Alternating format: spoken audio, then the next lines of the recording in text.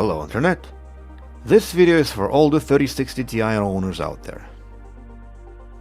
Just like the video about the 20 series GPU with early Micron memory was deemed to be a clickbait by the funniest guy on Reddit, I thought to myself, why not make another clickbait video about 3060 Ti? But this time, problem is very specific, while symptoms are nearly identical in both cases, which are card does not display, passes the memory test, yet as soon as the drivers load, it will crash with a black screen of death, or sometimes artifacts. In any case, the problem for this behavior is very specific to 3060 Ti, that uses Hynix memory that ends with X005 as shown here. Just like with an early Micron, problem is undetectable, and the only possible solution would be to replace it with something else and see if that helps. So let's replace it with something else and see if that helps.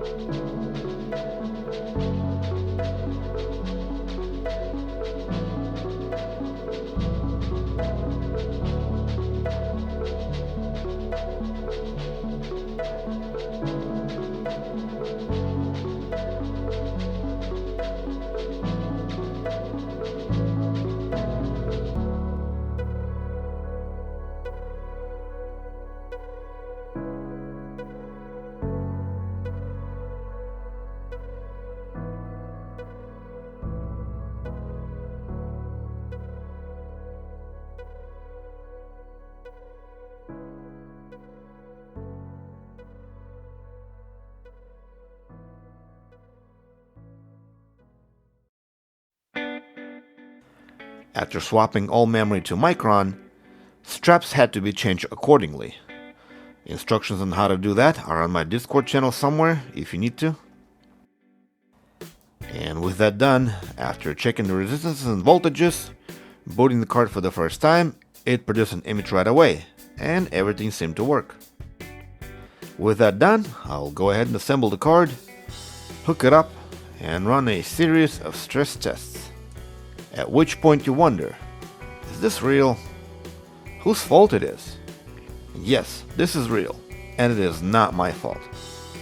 In any case, if you have a 3060 Ti with the Hynix X005 exhibiting crashes or artifacts, 99% of the time you need a memory swap.